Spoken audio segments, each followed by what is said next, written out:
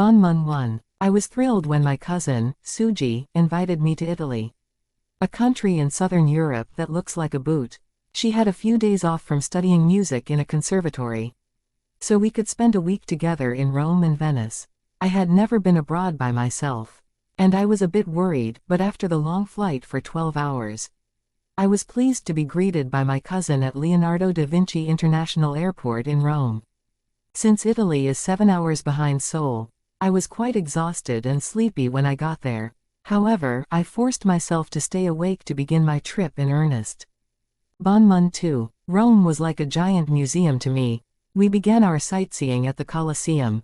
Nowadays, we can only see a part of what was once the greatest structure in the ancient world. It amazed me to think that people could build such a structure without modern construction equipment. The Colosseum has 80 arches through which about 50,000 people could go in and out in 15 minutes. As I reached the top of the stairs inside, I looked down and I could almost hear the cheer of the crowd. Suji and I walked along a path leading away from the Colosseum and heard the sound of falling water. We knew instantly that we were near the famous Trevi Fountain. Legend says that a single coin thrown into the fountain will ensure a return to Rome. A second coin will bring true love, and a third coin marriage. I threw one over my shoulder, wishing a return to Italy someday. I found it interesting that even on the other side of the world, people still wish for simple things like happiness, love, and marriage. Bonmun 3. Who in Rome could miss out on a chance to visit Vatican City? The place where the Pope lives? It is known as the smallest state in the world. In fact, it takes only 30 minutes to walk from one border to the other. I was overwhelmed, however, by the collection of sculptures and paintings in the Vatican museums. The creation of Adam, one of Michelangelo's masterpieces, on the ceiling of the Sistine Chapel, still lingers in my mind. Although I knew photographs are not allowed, the masterpiece was so impressive that I almost took one. After looking around, we walked out to see many people lined up in front of a small store where green apple gelato was served. Suji convinced me to wait in line for over 20 minutes, saying that it would be worth it. She was right, the gelato was out of this world. Bonmun 4. After a couple of more days in Rome, we headed to Venice. The seaside city was a lot more romantic than Rome, but a lot more humid as well. Suji said she had to visit a friend, so she suggested that I explore the city on my own for a few hours. We could meet up at the train station later in the afternoon. I decided to go to the Rialto Bridge first, so I started walking.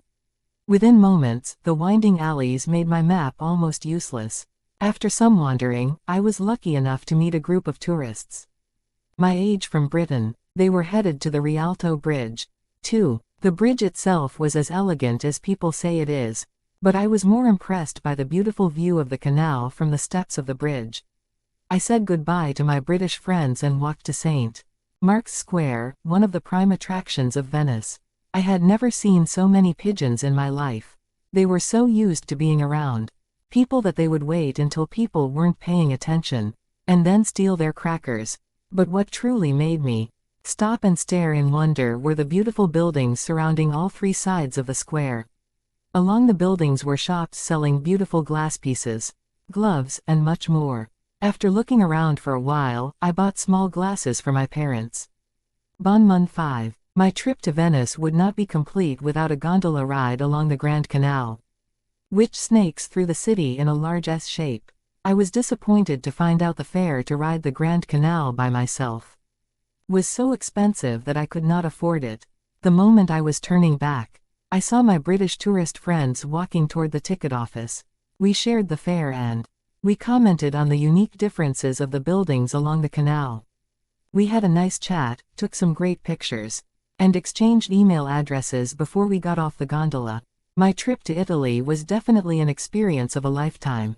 I hope my next trip can be to England to visit my British friends. People say that the world is a book, and that those who do not travel read only one of the pages in it. So far, I have read 2 pages. I hope I have opportunities to read many more pages.